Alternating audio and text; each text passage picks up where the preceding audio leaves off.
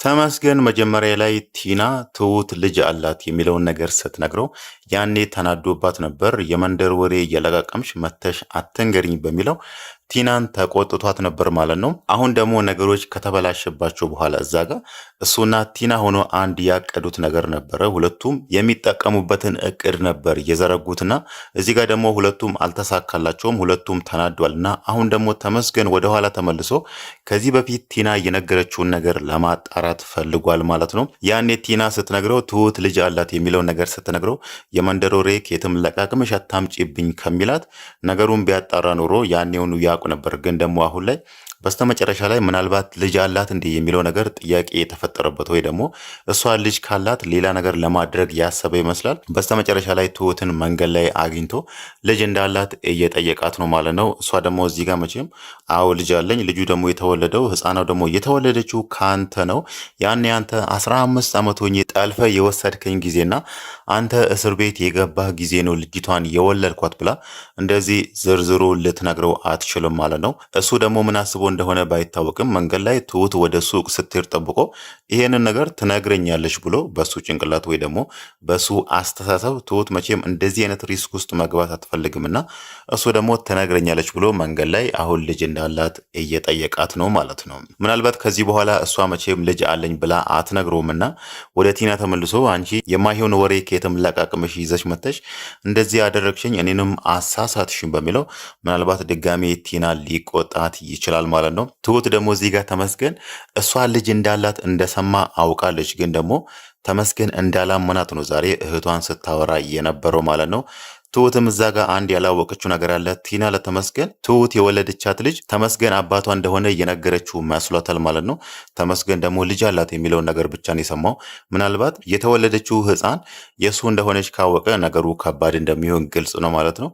እህቷ የት እንዳለች ስለሚያውቅ ቀጥታ እህቷ ጋር ነው የሚሄደው። ከዛም በኋላ ሕፃኗን ነጥቋት ይወስድና ለትሁት ደውሎ ልጅሽን ከፈለግሽ ወደ እኔ ነይና አብረን እንኖራለን፣ አብረን እየሰራን ልጃችንን እናሳድጋለን ብሎ ትሁትን እንደዛ አይነት ወጥመድ ውስጥ ማስገባቱ አይቀርም ማለት ነው። ሌላው ነገር ደግሞ ዛሬ አንድ በጣም የተናደደችው ቲና ነች። ቲና ያሰበችው ነገር ስለተባላሽባት በጣም ተናዳለች ማለት ነው። እሷ እንደውም ያሰበችው የነ ካሌብን ቤት አስይዛ ፊርማ ራሱ የካሌብ አባት ፊርማ አስመስላ ፈርማ ነበርና በስተመጨረሻ እየሄደች ነገሩ እየተሳካላት ነበር። እዛ መሃል የካሌብ አባት አውቆባት እዛ ጋር ያስቆማትና የመጨረሻ የሚለው ማስጠንቀቂያ እየሰጣት ማለት ነው። እሷ ያው ያሰበችው ቤቱን አራጣ አስይዛ ልትበደርበትና ከዛም በኋላ ብሩን ወስዳ ትተዋለች።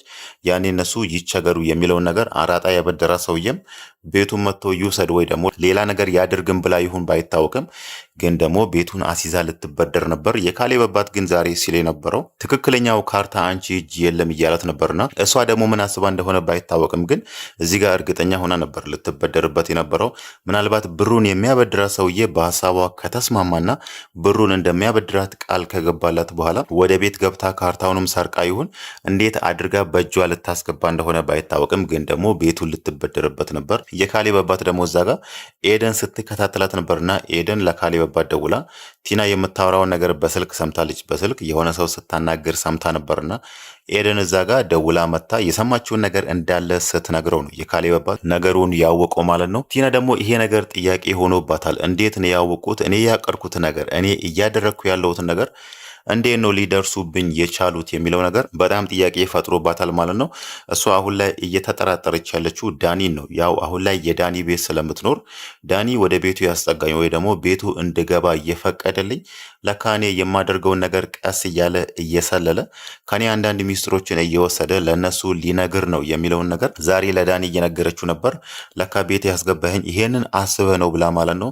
ዳኒ ደግሞ እሷ የሆነ ነገር ልታደርግ እንዳሰበች ገብቶታል። ከዚህ በፊት የሆነ እቅድ እንዳላት ቤትና ድርጅቱ መውሰድ እንደምትፈልግ ከዛ መጠቀም እንደምትፈልግ ነግረዋለች። ግን ደግሞ ይሄን ነገር እንዴት እንደምታደርግ አያውቅምና ለካሌብ አባት ራሱ ሄዶ ይሄን ነገር አውርቶ ነበር።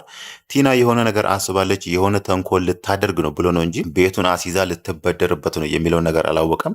ቲና ደግሞ እዚህ ጋር ዳኒ ይሄን ነገር አውቆ ደርሶበት እኔ ያቀድኩትን ነገር ቤቱን ልበደርበት እንደሆነ ይሄንን ሁሉ አውቆ ነው ሄዶ ለካሌብ አባት የነገረውና በስተመጨረሻ የኔ እቅድ እንዲሳካልኝ ያላደረገው እያለች አሁን በዳኒ እየተናደደች ነው ማለት ነው። ግን ደግሞ የካሌብ አባት ይሄንን ነገር ሲያቅ የመጨረሻ የሚለውን ማስጠንቀቂያ ሰጥቷታል። አንቺን እስር ቤት ለማስገባት የወጣትነት እድሜሽን እስር ቤት ውስጥ እንድትጨርሺ ማድረግ በጣም ቀላል ነው። ግን እኔ ደግሞ ያንን ነገር አልፈልግም። አንቺም ከስህተትሽ ተምረሽ እኛን ተይን እያላት ነው።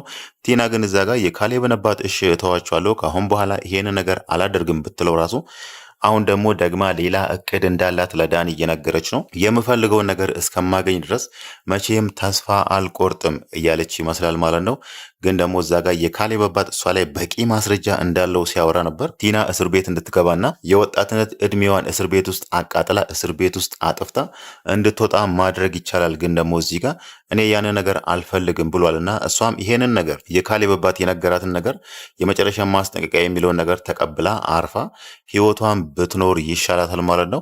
እዛ እስር ቤት ገብታ ደግሞ የወጣትነት እድሜዋን እዛ ከምታቃጥል እዛ ከምታባክን ይሄንን የምታደርገውን ነገር የሰው ንብረት የሰው ሀብት ለመውሰድ እንደዚህ እንቅልፏን አታ ከቀን ወደ ቀን ሌላ አዳዲስ ተንኮሎችን ከምታስብ ነገሮችን ትታ ህይወቷን ከዜሮ ጀምራ ስራም ይሁን ምንም ይሁን የሆነ ነገር እየሰራች እስከዛሬ የበደለቻቸው ሰዎችንና ያስቀየመቻቸው ሰዎችን ትታ አርፋ የራሷን ህይወት ብትኖር ይሻላል ማለት ነው። እስከዛሬ ድረስ ከካሌብ ጋር ያለውን ነገርም አልጨረሱም። ከካሌብ ጋር ባይፈላለጉ ራሱ ግን ደግሞ በህጉ መሰረት ባልና ሚስት ናቸው። ካሌብ ከሷ ጋር መፋታት ቢፈልግ ራሱ እሷ ደግሞ ይሄንን ነገር ልትቀበለው አልቻለችም። ከዚህ በፊትም የካሌብ አባትና ትሁት ነው እንደውም እየሳቁባት እሷን እያበሳጩ ነበር። ካሌብ አንቺን ሊፈታ ወደ ፍርድ ቤት ሄዷል፣ እንዲህ ሊያደርግ ሄዷል የሚለውን ነገር የውሸት ነገር እዛ ጋር እየፈጠሩ ነበር። ግን እሷ ያኔ እውነት መስሏት ራሱ እያለቻቸው በግድ ታፋቱኝ እንደሆነ እስኪ አያለሁ ብላችኋለች ማለት ነው። ያ ማለት መቼም ካሌብን መፍታት አትፈልግም። እሷ ካሌብን የምትፈታው እዚህ ጋር የምትፈልገውን ንብረት ካገኘች ብቻ ነው። እሷ ግማሹን አይደለም የተወሰነውን አይደለም የምትፈልገው፣ ሁሉንም ቤቱንም ድርጅቱንም መውሰድ ነው የምትፈልገው። እነሱ ባዶ እጃቸውን ቀርቶ ያላቸውን ንብረት እንዳለ ለእሷ ሰጥቶ ከዛም በኋላ እጃቸውን አጨብጭቦ እንዲቀመጡ አስባ ይሁን ባይታወቅም ግን ደግሞ ሁሉንም ነገር አሁን ላይ እየፈለገች ነውና ያንን ነገር ካገኘች ነው ካሌብን ልትፈታው የምትችለው ማለት ነው።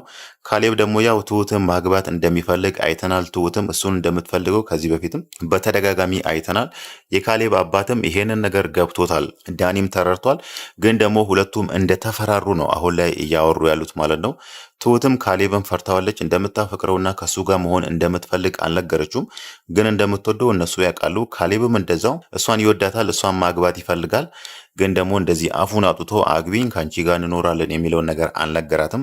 ይሄ ነገር ደግሞ ሁለቱም ተፈራርቷል የሚለውን ነገር ነው የካሌብ አባት ከዚህ ውስጥ የተረዳውና አሁን ላይ እንደውም ለዳኒ የሰጠው እንደ አሳይመንት ካሌብን ቀረበውና እስኪ ያለውን ነገር አውሩ፣ ይሄንን ነገር እንዴት ለማድረግ እንዳሰበ አብራችሁ ተመካከሩ ብሎ ለዳኒ አሳይመንት ሰጥቶታል ማለት ነው። ያው ዳኒና ካሌብ ግን ይስማማሉ ወይስ አይስማሙም የሚለው ነገር ባይታወቅም ከዚህ በፊት በተደጋጋሚ በብዙ ጊዜ ተጣልቷል። ካሌብም ዳኒን ለማናደድ ዳኒ ያኔ የተቸገረና የገንዘብ ችግር ባለበት ጊዜ ተቀይሮ ራሱ የሆነች ስራ እየሰራ ወደ ቤቱ በሚገባበት ሰዓት አሁን በምታገኘው ብር ሚስትህን ማስደሰት አልቻልክምና እኔ የሆነ ነገር ላግዝህ ልርዳ በሚለው እዛ ጋር የዳኒ ሞራል ነክቶ ነበር ከዚህ በፊት።